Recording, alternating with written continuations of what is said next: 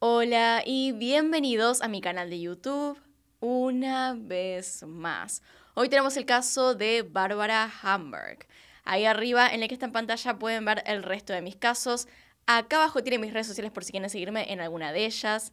Y sin nada más que decir, comencemos.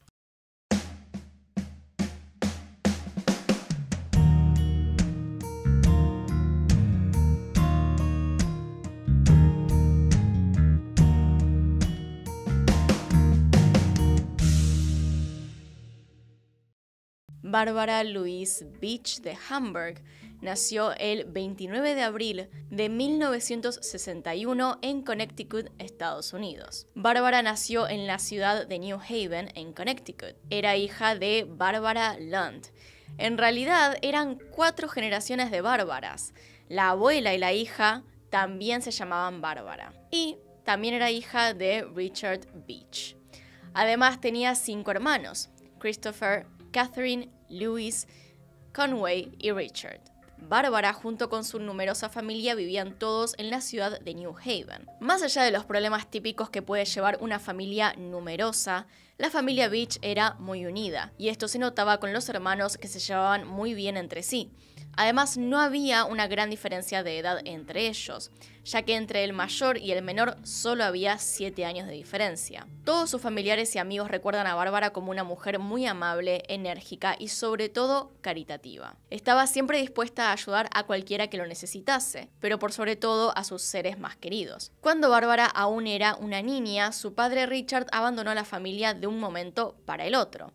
Richard hacía años que tenía problemas de alcoholismo y esto traía problemas en la familia. Sin embargo, un día sin previo aviso, Richard decidió dejar a su familia y entrar en rehabilitación. Si bien en un primer momento fue un golpe duro, con el correr del tiempo Richard logró rehabilitarse de su alcoholismo y se volvió un referente en esto, dando charlas y conferencias en reuniones de AA, que sería Alcohólicos Anónimos, por todo el país. También con el paso de los años volvió a acercarse a su familia. Con Richard Beach en rehabilitación, la madre de Bárbara volvió a casarse con otro hombre, también llamado Richard, pero de apellido Lund. Él se convirtió en el padrastro de Bárbara y de todos sus hermanos, con los cuales llevaba una muy buena relación. Fruto de este matrimonio, Bárbara tuvo un nuevo medio hermano. No hay mucha más información sobre la adolescencia y los primeros años de adultez de Bárbara, pero en los 80s conoció a Jeffrey Hamburg, un multimillonario y CEO de una compañía eléctrica multinacional, Southern Electric. Y aunque no sabemos bien en qué momento se conocieron o dónde se conocieron, lo cierto es que rápidamente comenzaron una relación. Ella era joven y atractiva y él un empresario exitoso y carismático. A los ojos de los demás eran una pareja perfecta. Jeffrey se integró rápidamente a la familia de Bárbara. Su carisma encantaba a todos por igual. Los primeros años en pareja fueron muy buenos, según cuentan los distintos testimonios.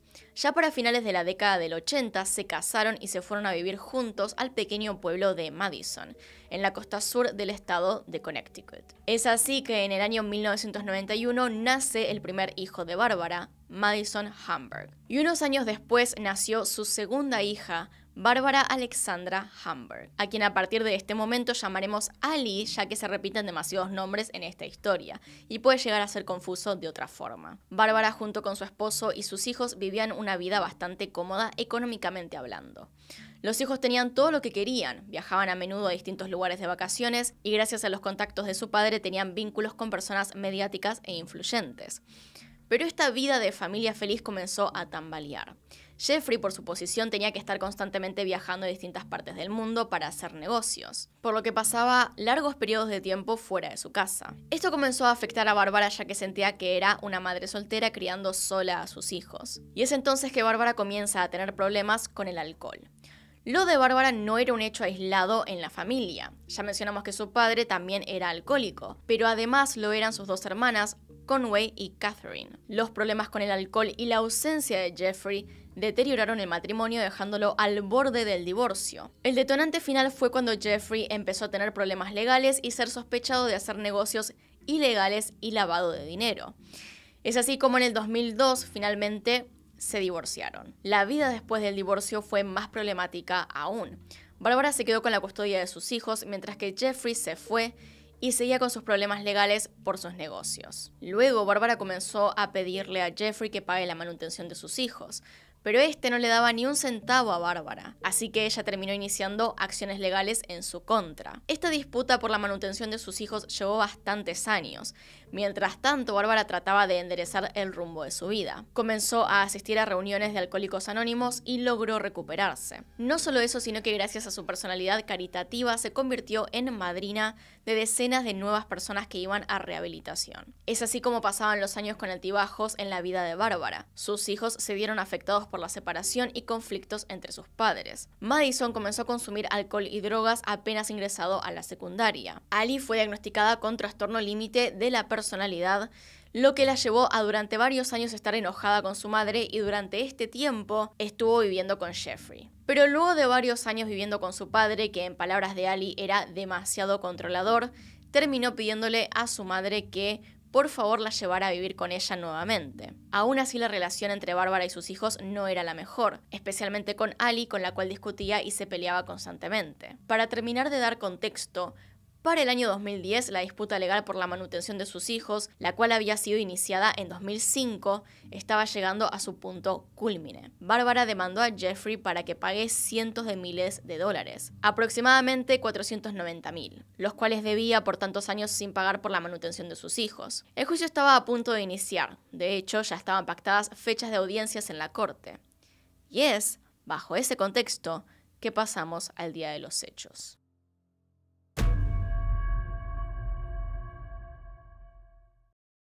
Era el 3 de marzo de 2010, un día bastante particular para Bárbara, ya que debía ir a la corte para tener una audiencia por el juicio contra su exesposo. Pero ya la noche anterior se dio el primer suceso raro, y es que aparentemente Bárbara recibió una llamada en la que le comunicaron que se había cambiado el horario de la audiencia, y en vez de ser a las 9:30 se había pasado a las 2 de la tarde. Sin embargo, esto era mentira. Es así que la mañana del 3 de marzo, Bárbara se despertó para llevar a Ali hasta la escuela. Pasaron por una cafetería y luego la llevó hasta el colegio. Llamó unos minutos antes para avisar que Ali llegaría un poco tarde. La dejó cerca de las 7:50 en la escuela y luego volvió a su casa. No tenía ningún apuro, ya que la audiencia supuestamente se había pospuesto. Cerca de las 10 de la mañana, Ali comenzó a sentirse mal y comenzó a llamar a su madre para que la fuera a buscar al colegio. La llamó y le mandó varios mensajes, pero Bárbara no contestaba. Finalmente terminó llamando a su tía Conway, quien la retiró del colegio cerca de las 10:30 de la mañana. Luego de esto fueron juntas hasta la casa de Ali. Al bajarse del auto y dirigirse hacia la entrada notaron que algo andaba mal. Una estatua que estaba al lado de la entrada de la casa estaba tirada en el piso y rota. Conway comenzó a gritar el nombre de Bárbara, pero esta no respondía. Luego se fijó que a los alrededores del jardín había elementos tirados, entre ellos el bolso de Bárbara. Finalmente fue al costado de la casa y vio una pila de almohadones. Al acercarse y ver mejor, encontró el cuerpo sin vida de Bárbara. Inmediatamente llamaron a la policía. La patrulla llegó de inmediato y comenzó a asegurar la escena del crimen. Antes de seguir contando sobre las investigaciones, hay que aclarar un par de cosas respecto al departamento de policías de Madison, que es donde ocurrieron los hechos. Para empezar, el caso de Bárbara fue el segundo homicidio en 100 años en la ciudad, por lo que se imaginarán que no estaban acostumbrados a tratar este tipo de situaciones. En adición a esto, durante los últimos años el departamento de policías de la ciudad había sido acusado de corrupción y varios de sus miembros en consecuencia fueron destituidos. Es por esta razón, mayormente inoperancia, que no hicieron el mejor trabajo al asegurar la escena del crimen y recolectar evidencia. Más allá de eso, el cuerpo de Bárbara fue llevado para realizarse una autopsia. Dicha autopsia reveló que la causa de muerte fue un golpe en la cabeza con un objeto contundente. También presentaba varios golpes y moretones en el resto del cuerpo. Esto podía indicar que el agresor estuvo forcejeando y golpeándola para reducirla. Una de las tantas polémicas que tuvo el caso fue por las muestras de ADN. Al hacer la recolección de evidencia de la escena del crimen, se tomaron muestras de ADN del cuerpo, pero antes de mandarlas a analizar, decidieron guardarlas ya que se estaba por inaugurar un centro de análisis de ADN que sería el más avanzado del país. Es así que pasaron los meses esperando a que se abra el centro de ADN para poder analizar las muestras. Estas, en teoría, darían con la identidad del asesino. Sin embargo, una vez que se hicieron las pruebas, el laboratorio determinó que las muestras estaban muy dañadas como para dar resultados satisfactorios. No se sabe si las muestras fueron dañadas por negligencia o a propósito. Lo cierto es que esta evidencia, que sería crucial para el caso, terminó siendo inútil. Sin dicha evidencia, los investigadores no tenían ningún rumbo a seguir. Al ser un caso que todavía sigue abierto y con investigaciones en curso, la mayor parte de estas está guardada bajo estricta confidencialidad, y por lo tanto no se han hecho públicos muchos detalles. Desde un primer momento hubo varias personas de interés en el caso, pero sin dudas la más sospechosa era el mismo Jeffrey Hamburg, el ex esposo de Barbara. Para empezar, era sabido que la relación entre ellos no era buena luego del divorcio. Además, estaban en pleno conflicto legal. Lo que más llamaba la atención era que Barbara fue asesinada el mismo día que era la primera audiencia por el juicio. Sin embargo, esto también le daba una coartada a Jeffrey, ya que en el horario en el que ocurrieron los hechos, él estaba junto con su abogado en la corte esperando por la audiencia. Jeffrey fue investigado e interrogado en varias ocasiones. Si bien hasta el momento no hay evidencia suficiente como para determinar que está relacionado con el caso, tampoco hay elementos suficientes como para descartarlo como persona de interés, al menos como autor intelectual del crimen. En el año 2013, Madison, luego de hacer una rehabilitación por su consumo de drogas, comenzó con un proyecto para su carrera. Él estaba estudiando para ser director de cine y decidió hacer un documental sobre su madre.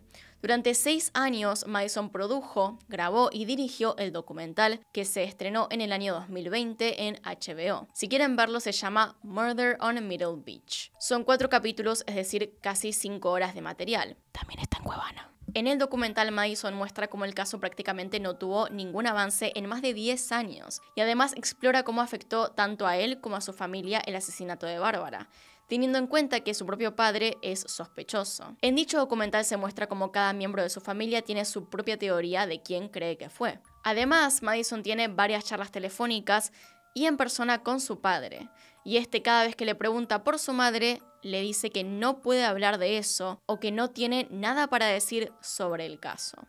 Lo más curioso es que en ningún momento se lo puede escuchar a Jeffrey decir explícitamente que él no lo hizo. Siempre da respuestas vagas y evasivas e intenta cambiar de tema rápidamente. Gracias al documental se pudieron descubrir varias cosas que no se sabían de la vida de Barbara, una de las cuales abre una nueva teoría de quién pudo haber sido el asesino. Es entonces que esto nos da paso a ver las teorías.